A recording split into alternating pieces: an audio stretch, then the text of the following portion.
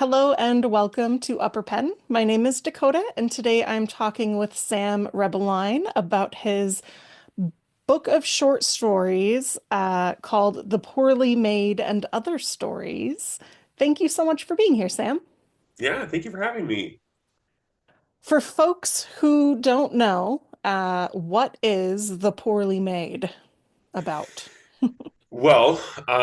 It's about a county in upstate New York called Renfield County, and the what we sort of learn over the course of the book is that this place has been cursed since 1927 when this man killed his entire family for reasons that we don't know, which is always sort of the scariest thing to me. You know, I was a big true crime fan for a while.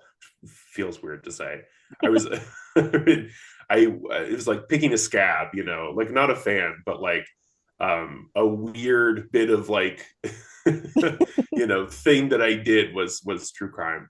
But anyway, so one case that interested me was uh, Charlie Lawson was a tobacco farmer in 1929 and killed his entire family for reasons that we don't understand. And so my fictionalized version of that is the Renfield family. And when they are killed inexplicably, their blood soaks into the soil of this valley and sort of like the place is haunted by the event itself. So there's this sort of lingering radioactive curse on all of Renfield County that seems to only even get worse as time goes on. And so the collection is stories about the ways in which people are affected by this curse and the frame narrative. We get these emails in between all these stories that tell a larger story about this woman who is trying to figure out how the curse has affected her family and trying to get in touch with her brother who isn't responding. And that's, yeah, I'll leave it at that. So we'll get back to the framing narrative in a minute, but this is not the first story you've written in Renfield, right? Or the area surrounding Renfield. Yeah, well, this is actually I wrote this one first, and then Of course. Edenville they wanted to do the novel first, right? Because it's easier to debut with a novel. And so this one was sitting around for quite a bit. I wrote The Poorly Made, and there were a lot of other stories too. Like I have other stories published that are out there. Like my first pro sale was to Shimmer magazine back in the day, and that story is a standalone, but I imagine it taking place in the same kind of world. So Renfield County is just sort of the space that I've always kind of inhabited in my fiction, more or less. But it's mostly just like a creepy version of the Hudson Valley where I've lived since I was 8. So so like easier to like I didn't go out of my way to make this place up. Well, Um, like, isn't that the best part of horror, though? Is it's like you don't know what's happening down the street? yeah, exactly, and sort of like and I think that works best in sort of suburban environments too, like where the houses are close together. Like the window of my office right here looks directly into a window on the house across across the way, um, and so you get like glimpses of other people's lives, and to wonder what that's really like on the inside. Horror can peel back some of those layers in Yeah. fun ways, but like picking at a scab almost. Um, That's a really good analogy and really gross. And so when I first picked up this book, I thought it was going to be really gory, right? Because the mm, framing narrative is Lawrence Renfield's brutal murder of everybody in his family. yeah, Um, but they're so not brutal. It's horrifying, like the mundanity in a lot of it. sure. Yeah, that's a great point. That the brutality comes from the mundanity, especially in stories like Red X. The like sort of carelessness of the people who are like have you tied up or whatever, that Mhm. they're not really invested in your experience. There are a couple stories like that. um with like Allison's Face is kind of similar, where Yeah. it's like, there are all these mundane images that sort of build up to become something horrifying, but only because of the how do I want to say this? Only because of like the mundanity turned on our main characters. You know what I mean? Like, Yeah. it feels like I think there's a description in Red X where it's like he was just flipping burgers, but he's like torturing these people. Yeah.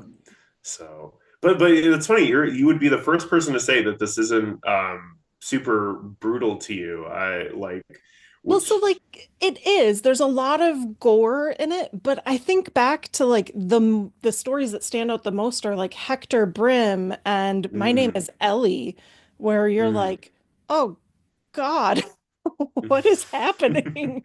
yeah. Those are like the ones that really latched on, probably because Hector Brim was the first, but Ellie just because it's got a child's point of view. Uh, Sure, which was really fun, and I think that makes me a bad gauge of like where the brutality lies. Um, because Ellie, I wanted to write as just sort of an exercise. I wanted to see if I could write an entire story where each sentence is constructed the same way. And I failed ultimately. Like, I didn't quite make it, but it was pretty close. But I like those points of view because I also think that you get to have a more human approach when you're stuck in a first person point of view. Like, mhm. there's so many times in fiction when a character is revealed entirely, and I just think that's kind of unrealistic. Like, even you to yourself, you're never revealed entirely. That's why we go to therapy. That's why we have to like seek advice from our friends. We need those people who are going to see us better than we can. um, so I think there's something very human and accessible about having a first person narrator who, the most we can learn about sort of their, I don't know, MO or their motivations or what's at stake for them is like a quick line or two about like, um, I don't know why I did it, but it made me think of my dad or whatever, which again is kind of Red X, not to spoil it too badly, but it ties into some of those feelings about like what really makes that nightmare stick for the main character in that one is that she connects it to these memories of like, being made fun of as a kid, and she feels unsafe because she misses her dad, and so there are all these other things that it ties into, but only in like a sentence or two.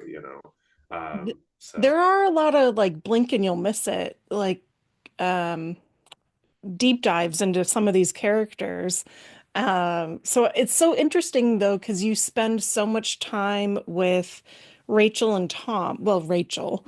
Mm. So was it strange like dealing with her longer?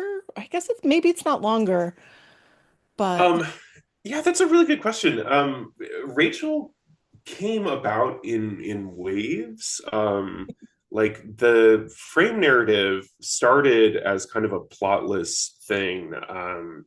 The Charlie Lawson story was covered on an episode of My Favorite Murder, like 6 years ago, back when I was listening to it a lot. And Karen Kilgariff on that podcast made a joke about like, and it's a real detail that when they cleaned up the house after the Charlie Lawson murders back in 1929, there was so much blood and it was so cold because it was Christmas morning that the blood froze and they buried these sheets of bloody ice in the backyard. Um, and she has a joke about like, well, what a black rose grows out of the blood. And so that single joke really inspired this whole world because I was like, oh yeah, that is interesting. Like, what would grow out of what's the franchise, right? What's the Jason Voorhees resurrection of it all? And so I just started writing this thing that was like the blood is spreading and it affects these, it's this cursed land, and everything that it touches grows weird. Like the animals are weird and the plants are weird. And I was working on this for my MFA thesis at the time, and my advisor was like, you don't have any plot or characters or stakes. So gradually, then I was like, well, what if we have this story where the first half of it you're just learning the history, and then the second half all of a sudden we get this first person point of view and we're like, oh, who is this? And Mhm. by the end we learn more about Rachel, and we only kind of get her name at the end, things like that. And that wasn't quite working either. So over time, I switched it. Like we immediately get the stakes for her that she starts the novel. I almost said she starts the book by um, expressing what's really at stake for her. Like she's trying to apologize to Tom. She's struggled with something unnamed, kind of a bipolar, like, I think for the course of this book, she's diving through a deep manic episode over the course of this night. I don't know if that like read or that was kind of the vibe you got from her, but um, Yeah, considering she's like, I'm gonna send like 18 emails in half an hour or something weird. yeah.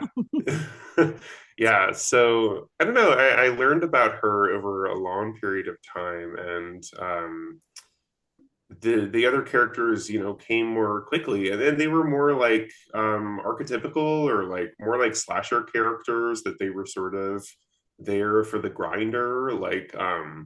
Cal, I really care about a lot. Like Cal is more than just there for the grinder, but characters like the two kids in WAG sort of only serve so that we can get Yeah.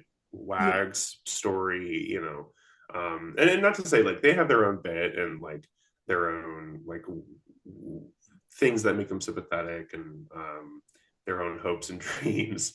But I think for most of those stories, that was not particularly what I was interested in, and except the latter stories, I guess, like Ellie, or I'm sorry, Allison's Face for sure. I was really interested in Bryn, but Rachel was someone who I just spent a lot of time with, and I really got to like learn about her. And she was a good example of what I kind of mean, that she would say something offhanded like, um, I dated all of Tom's friends and the relationships ended so horribly that like he can't even talk to them anymore. Like fuck. Pretty messed up, So Rachel. yeah. Yeah, so she was a really fun one. And she'll be particularly fun because the novel that I have coming out this fall, she will be the hero of that one. So she will drive right out of the end of Poorly Made and crash into a tree because she's super drunk. But she'll wake up in a new sort of more empowered role, which will be really, really fun, I think, for readers to experience, and whether you've read The Poorly Made or not. But she she becomes kind of a superhero in a cool way. So I'm excited for that one.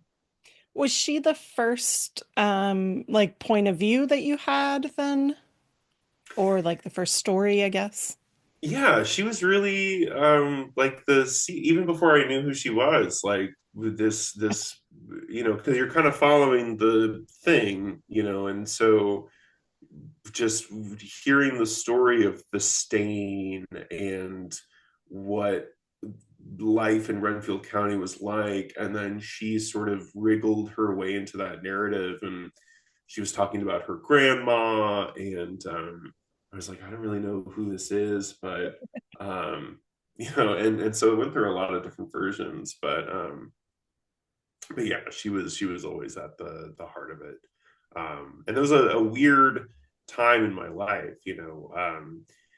The Poorly Made was a very cathartic book to write, and I think it's been cool to kind of see people engage even better with it than Edenville. I think because was maybe more cathartic for me. Like Edenville was kind of fun to write, but Poorly Made, I was like getting shit out, you know. And so she was a good vehicle to like, she was doing her own struggles and she was trying to figure out stuff on like for herself. And so I think she was just a good character to have in my life at that time of my life. Yeah. I I don't think the book would be at all the same without the framing narrative, just because it does provide so much connective tissue to everything. Yeah. Yeah, I've always loved books that or collections that have some kind of connective stuff, you know, even like I mean Bradbury has a couple great ones, but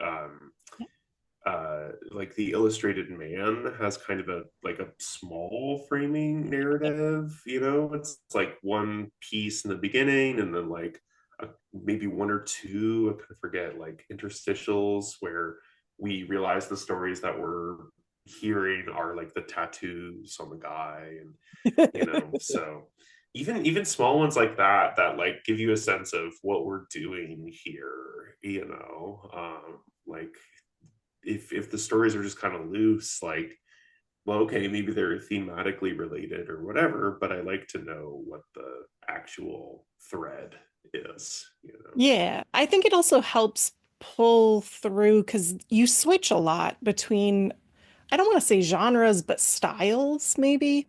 Sure. Um, so I'm thinking of the one where he's driving and it's going forever.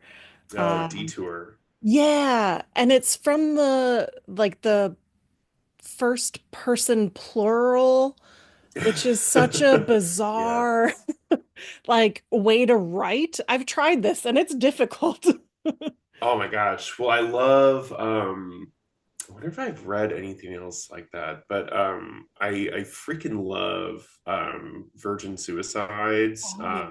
and that's the same kind of like, and it kind of floats, right? Like Yeah. it's sometimes if a boy leaves the group, then like you still have the we voice, but then they're also talking about one of the boys individually, and so he kind of like shifts. It's really fascinating. So that was definitely a big inspiration. That one.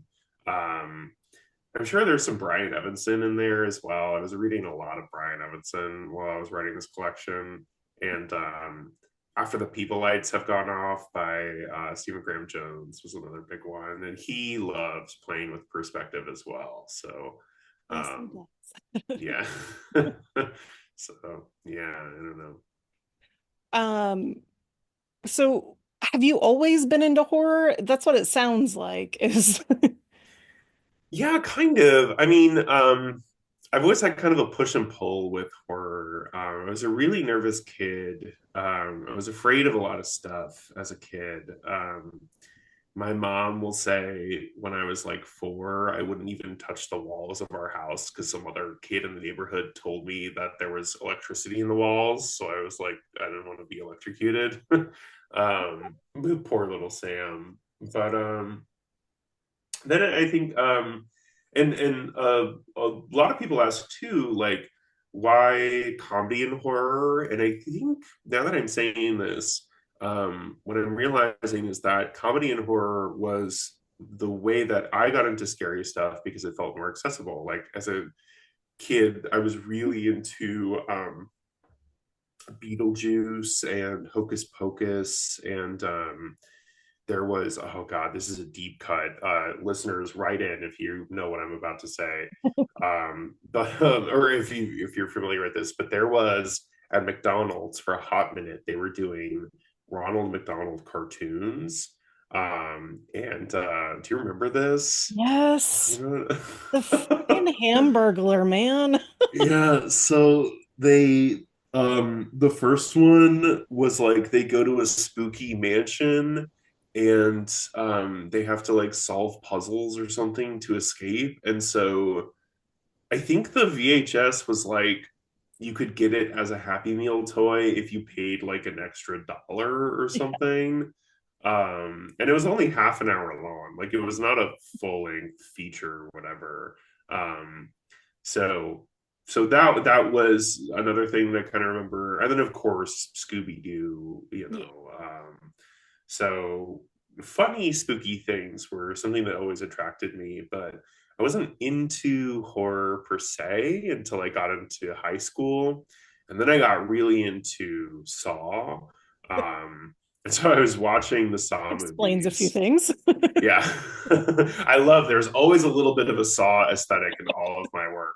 And that should be like a fun like bingo or like drink when you hit the Saw part. um, but yeah, what's some of the Saw stuff in Poorly Made? I don't even remember. I mean, some of Alice in Space for sure.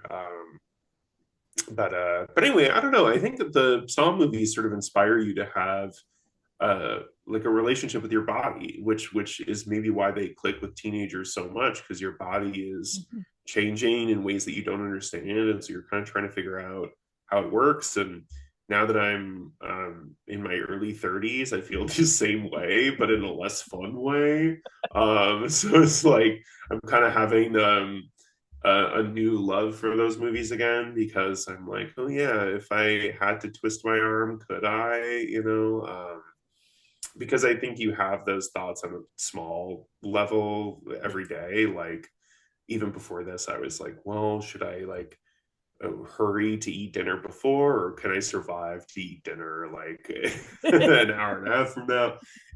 So Saw was really big for me. Um, and yeah, what was I really into after that?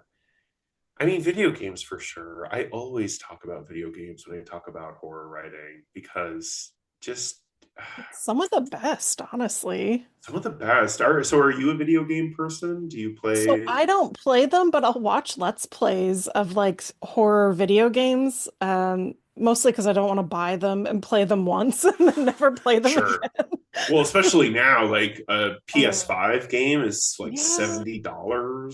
So yeah. if it doesn't have like a 9 on IGN, I'm like, I don't know. Even when it Um, does, I just like a little bit older games too, I guess. I'm yeah, not can I ask what's a horror game that you really dig? What has so like uh Alien Isolation. couldn't There's do it. I got like um, I got like 5 hours in and I was like, fuck this. This alien is like I want it to be like I just want them to clip together the story so bad just so I can watch the story without the yeah. gameplay.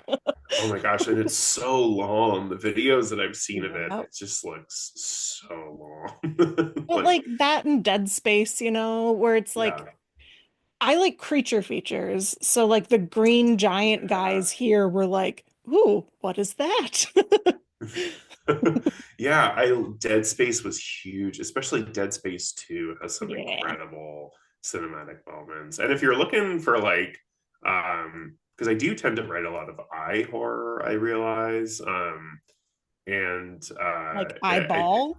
yeah, yes. Like but I think that the sequence in Dead Space 2 where you're trying to inject a needle Ugh. into your own eye, that definitely I'm realizing was a huge influence. It's funny the stuff that like imprints on your brain and you don't quite realize it until you're like analyzing your own stuff years Yeah. later. But yeah, Dead Space was huge. I love Dead Space.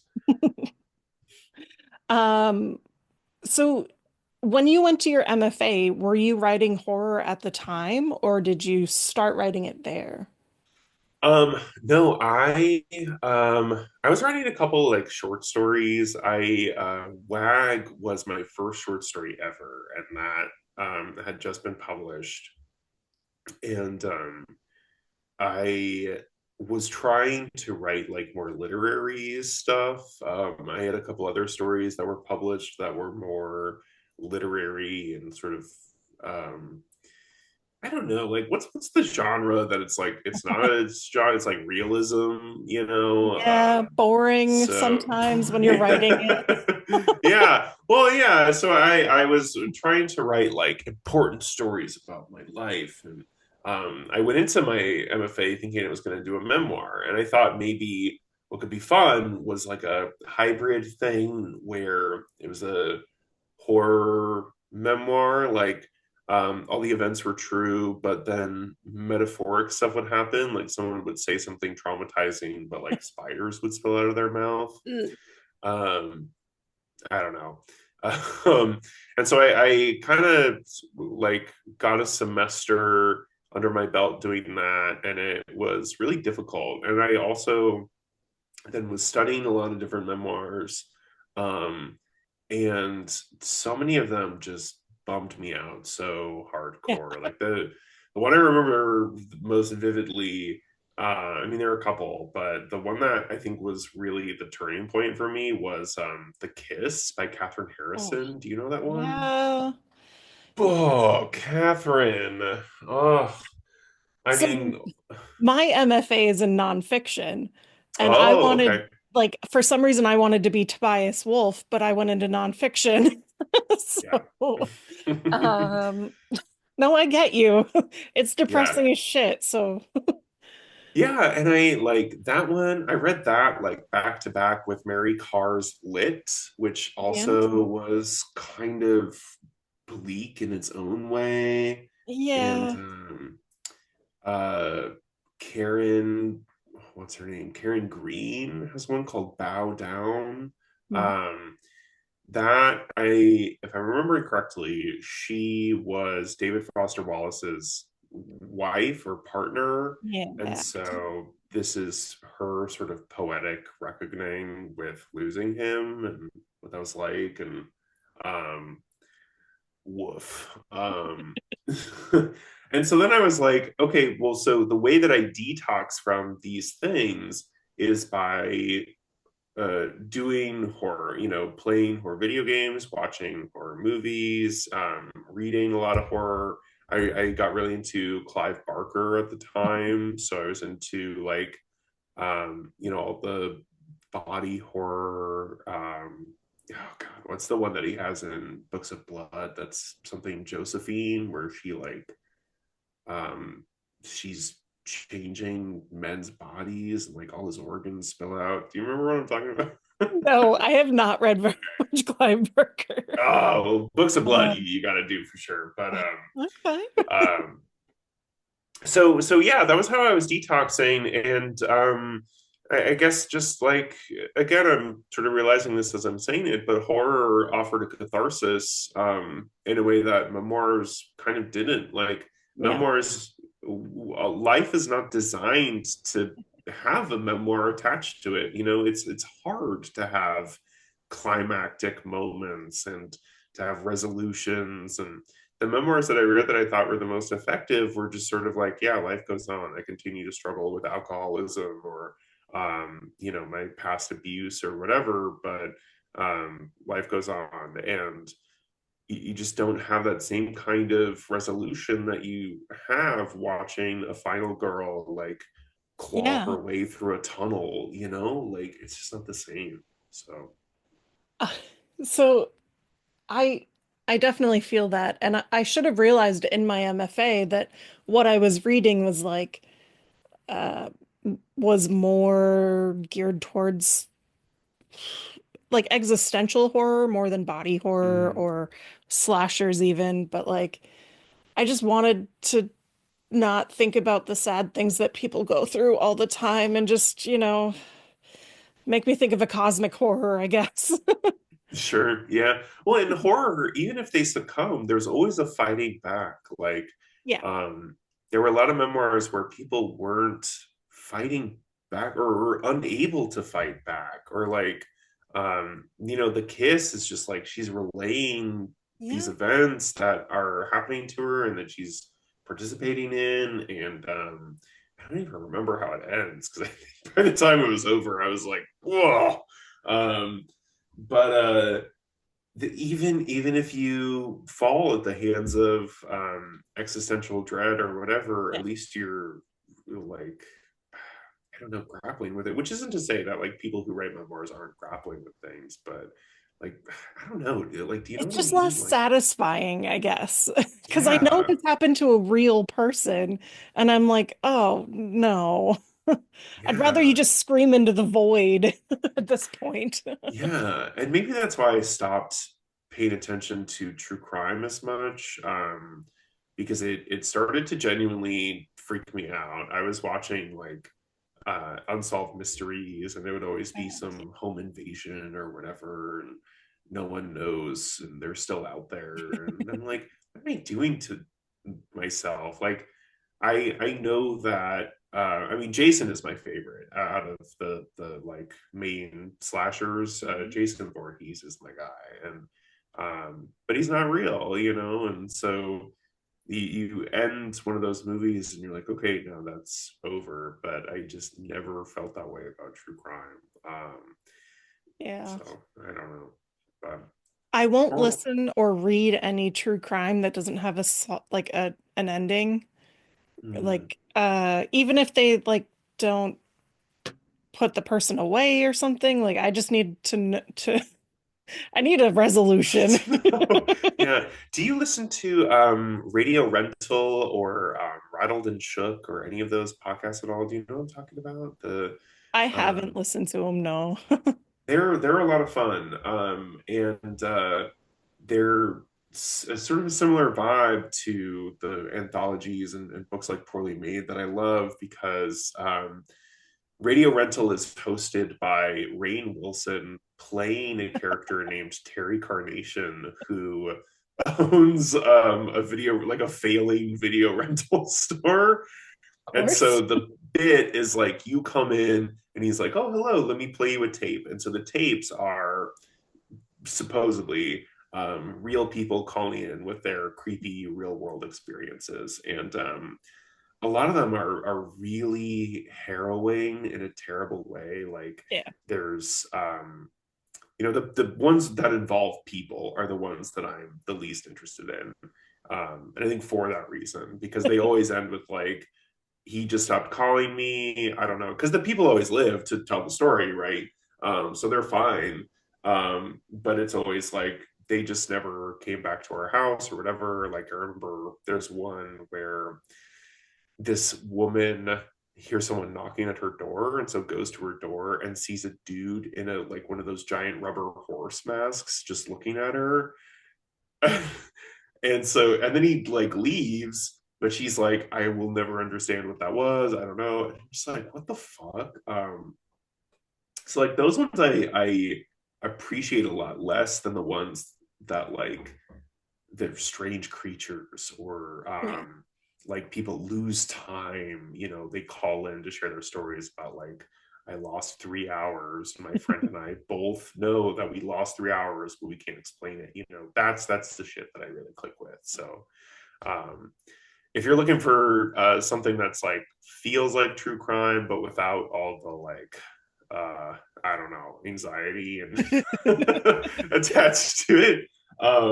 And like sort of, you know, in a weird way, like I don't know what a good way to put it is, but like you know, talking around the victims, you know, Mhm. like Radio Rental, the stories are told by the quote unquote victims themselves. So you're not like, you know, glorifying or getting enjoyment out of like, you know, and she was raped and beheaded and whatever, you know, which is like my own criticism of true crime, whatever. But yeah, Radio Rental is really fun, and there's a very similar one run by these two gals called Rattled and Shook that I also really enjoyed. So that's my little recommendation for podcasts. But Okay. I'm writing oh, it I don't even remember what your question was. Did I answer it? Jeez, really went on a tangent something there. about horror. It's fine. As long as this is useful, as long as it's like good for the To me, it's show. useful because I don't know, I just like talking about how why people write the things that they write, how they get there. Um, that was the other thing. How did you choose what order you were gonna put these friggin' stories in? Because like, oh my Oh, God. yeah, Hector Brim felt like an obvious one to put first because it was the slowest burn. Yeah. It starts in with the most classic setup, and that would be one thing that I would change looking back on the collection if I could, because I wrote Hector Brim like the first draft is almost a decade old, and so the fact that it starts with like a dead wife, who I think was even unnamed in the first draft. I'm like, come on, Um, but so Hector Brim felt like the obvious one to put first, and then I think Ellie kind of came second because it was in Year's Best Horror. So Okay. that felt like the heavy hitter in the collection. So to like put that on the front end made sense to me. Um, WAG also made sense to put near the front end because it was the other one that had been published previously. So it's like, okay, well, let's get the ones that have been out before out of the way. And then I don't know, I think it just makes sense with collections to weigh the back end with the longer stuff. And so I initially had Glitch and then Cats. But my editor, because Cats was the longest, so I was like, Yeah. well, so clearly it must be last, um, with my weird rule. But, my editor was the one who was like, well, Glitch is going to be the really climactic one because that's where we get to meet Tom. Yeah. And That one so makes the absolute most sense to me to end there. So, yeah, and then we really are like, okay, now Rachel is fully alone, and then we get more of her story after that, right? So yeah, that made a lot of sense. And then I dumped some in the middle that I thought people wouldn't engage with as much, but like Red X and especially So My Cousin Knew This Guy. I thought for sure like people's favorites are going to be like Ellie and Allison's Face, which has been true, but a lot of people so far have been talking about So My Cousin Knew This Guy, and I'm kind of like, really? Because I that one like it didn't feel cathartic, so I wasn't sure like how emotionally effective it was, and I didn't know how effective like the body horror was in that one. Um, and it's also kind of the most loosely connected to the mythos, like the engineers that float around aren't really like part of Renfield County. They're like something else. So I was kind of surprised that people are really engaging with that one. Um, but that's kind of how those ended up in the middle. Um, but you say heck, the two that stood out to you the most were Hector Brim and Ellie. well, so Hector Brim, because it starts off so traditional, right? It's this Mm-hmm. guy who's lost his wife, he's grieving. Is there a ghost? What's happening? And then Hector Brim is a psycho. Um, and he Yeah. does not come off that way at the beginning of the story. He just seems like a bumbling idiot, kind of, or like Well, somebody who's failed at what they've done. sure, yeah, and that's where the title comes from in part, that pretty much everyone in this collection feels like they are poorly made Yeah. because they're struggling with depression or addiction, or they've been othered or dropped at some point. Like Cal is a stray, and Yeah. then a literal stray, but um I totally lost my train of thought. I, um, but but yeah. Anyway, yeah. Whatever I was gonna say, I stand by it. I don't disagree with myself. um, so you mentioned that Rachel's book is coming out in the fall. What do you know what it's Yeah. called or Yeah, I can talk about it because we announced the deal, and it popped up on uh, Amazon and Barnes and Noble. Which as soon as that happened, I was like, oh, we can talk about it, baby.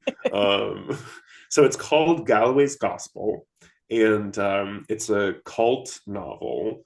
We're cutting back and forth between two time periods. We have this girl, Rachel Galaway, who is a high schooler in 2009. And she's bored in class and she's doodling these monsters. And she kind of makes up this like fake religion about like how if you sing to the monsters and you feed them your hand, they'll like grow magical food.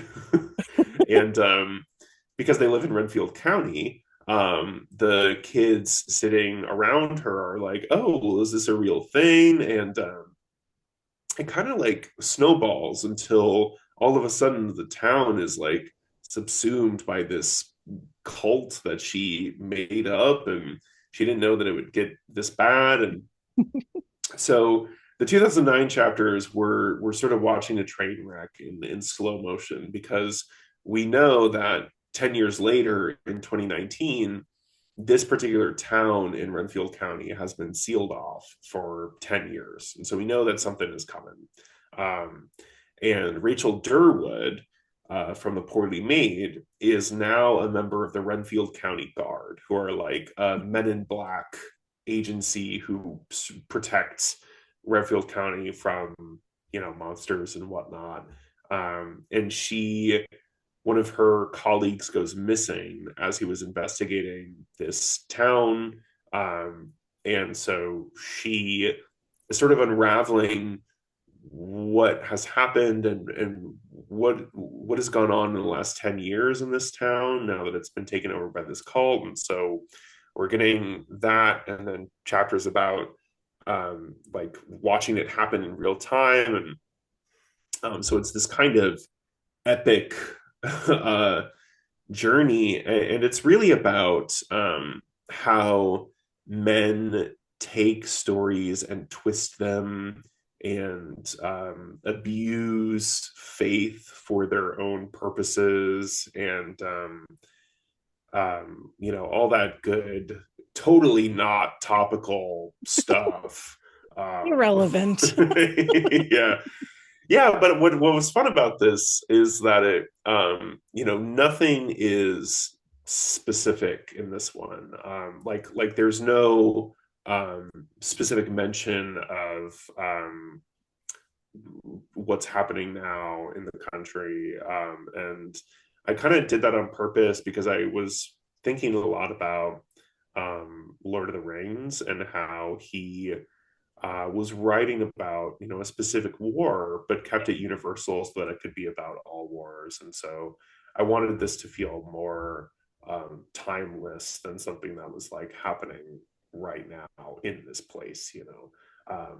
That said, I'm in copy edits for it now, and there are a lot of things that feel like, oh my god, I can't believe like I wrote that several months ago and now it's happening. Like everything that was happening with the Department of Education yesterday, and there's a scene where they're like in the town once it's been taken over by the cult. They're like, well, we don't need a school. It's like there's a lot of stuff in there that feels even more timely than I intended it to.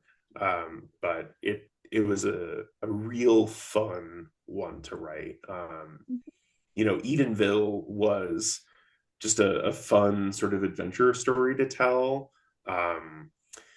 And I felt like the ending was empowering, but it wasn't cathartic in the same way as Poorly Made. Like Poorly Made, I was getting some shit out, and this one, this one feels kind of half and half. Like the 2009 chapters, it's this big ensemble cast of this town, and they all have like specific sort of bits. Like there's the weird, creepy principal of the high school. There's the Eddie Spaghetti who runs the Italian restaurant in town, and then the Rachel Durwood chapters felt like really really great and really cool because I got to see her kind of reckon with losing Tom and some of the other events of the Poorly Made and things that we didn't quite get to talk about in the Poorly Made that she now has the space to sort of reflect on and hopefully learn from. So those chapters felt like really, again, empowering. And then the 2009 ones were just like fun. So it'll be a good mix. I think it'll be like right in between the vibes of Edanville and Poorly Made. So They're interspersed, right? The chapters between the two time periods? yeah, it'll go back and forth. Yeah. Although I almost, because I'm a big fan of The Last of Us Part 2, I almost did some funky stuff where I told the one whole story and then the other whole story, and then I was like, no, that's madness. I can't do that. It's hard to So switch like that halfway through, especially when you're telling a very particular type of story, yeah, in my opinion.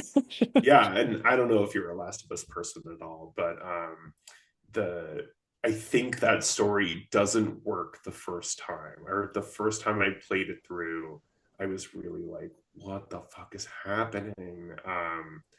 But then the second time I was Yeah. like fully on board. And I'll say, I don't know when the second season is gonna drop. I'm excited. Um, but the first time I played through Last of Us Part Two, I was like, oh, I don't want to hurt Ellie. I don't know. And the second time I was playing as Abby, I was like, I'm gonna Die. fucking kill her. Like, yeah. You turned so savage that second time. Yeah. Oh my gosh. So have you played her? Or did you have you seen No, but playthroughs of it? I've played like other games where like you play it multiple times and you're like, "Oh, now I get to be the bad guy again." Yeah. And Kind of this awful. So, Yeah, and there's something great about that with video games too, that like you get some of that um I don't know, aggression out. Not that I'm like an aggressive person or anything, but I think video games have helped with that. If I hadn't played video games for the last 25 years, who knows? But I think that's why these types of stories interest me so much. Though, like, we don't know why he killed his whole family, or like Hector Brim is evil because he's sort of failed at being good. yeah. Because that's something that worries me, that we all have that power inside of us, and who knows what makes it flip. So many of these guys, like, they're fine and then they get hit in the head and all of a sudden they're different. And so that's just something that I worry about for myself. I'm like, what if I like wake up and I'm different one day, like, so that always kind of fascinates me and terrifies me. But That's fair. I don't know. That's fair. Yeah. It's a horrifying thought. Yeah, who Um, knows? so do you have anything else on the horizon, or is it just Ellie's book, or not Ellie's book, Rachel's book? Yeah, I have one or two things that I don't think I can quite talk about yet. But I'm hopefully doing some like sci-fi stuff, and maybe I just jinxed it. I should knock on wood. No, Um, I will but absolutely buy it right now. I okay, need great. sci-fi and I want sci-fi horror more often than not. Yeah, let's Dead Space vibes. Let's go. Alien is my absolute favorite movie, and Oh my gosh. it's just so good for a creature feature, you know? Yeah. Did you like Alien Romulus, the new I one? liked it, but it was a different vibe. Mm, Um, sure, that's fair. so like I wanted it to be more creature featurey, and I guess it kind of was with Andy, but Mm, not so much with the xenomorphs. So, yeah, did yeah. you see it? I did. I really liked it. Yeah. I thought and I watched some of the behind the scenes where they're doing the like animatronic face huggers and how they got them to swim and stuff is really cool. I think Alien Earth will be a lot of fun. Yeah, I'm Um, stoked. yeah, but then again, like AVP Requiem, is that the one where they come back Oh to God. Earth? That one was not great. So like, who knows? So before we went and saw the Romulus, I tried watching AVP again and I was like, God, Yeah. this was so bad. And yet I found it Yeah. so entertaining when it came out. know. Yeah, that was I watched that one a lot because it was always on FX. Yeah. They had the movies, so it was like Isn't that their slogan? We AVP. have the Yeah, movies. we have the movies. They had like a series of commercials Yeah. with a little song that was like FX has the movies, and it'd be clips from like I don't know whatever was big, Transformers, Wanted, like like mid Um, aughts movies. AVP for sure. yeah. but yeah, so hopefully I have one or two things coming out later this year. And we'll see. And then the novel that I'm working on now is kind of a standalone because I feel really grateful looking back that I've now gotten three books in the Redfield County world. The fact that William Morrow has been on this journey with me is really really cool. Like I feel took such a gamble on like setting this all up and doing this. So this is great. And so um, I sort of for them like wanted to take a step back with the next one and say like, okay, well, here's a standalone thriller. Like this is, you know, hopefully a simpler bit, you know, and it's kind of fun so far. I would say more about it, except to say that it's got ghosts. It's got a little bit of a will they, won't they. It's it's got a Saw vibe a little bit as well. How could it um, not? I could come on. But yeah, that one's really fun, and it feels really nice to write a standalone after like trying to figure out all this history and lore for Renfield County, um, because nothing matters, you know. I'm like, Yeah. I'll never come back to this particular location, so anything I say about it is like gravy. Whereas like anything I write for Renfield County, I'm like, I should write down that date or like what that dude's name was or whatever, Uh, you know. yeah. You got to get a core of dedicated readers to tell you what the dates are. You can just Oh Brandon yeah, Sanderson them, you know, like, I hey, what know. did I say for this chapter? That would be the dream. Right. Now, currently, I just have the PDFs open all the time, Oh, and so I'll like yeah. Control F through the PDFs. So that's working for me so far. Um, It but maybe when works. I, yeah, maybe when I hit like book 6 in the world, I'll be like, all right, this is unsustainable. Well, so I will say that I loved that The Poorly Made was short stories just because it's so easy to consume them and they go by so quickly, even the longer ones. Oh, nice. So yeah, I think you wrote them very well. I didn't say that, but I didn't mention it earlier, is what I mean. But like, there's a lot of like poetic lines and very like lyrical language, and I was like, heck yeah, man, I am down. Well, thank you. Yeah, it's that all that MFA stuff, Right? right?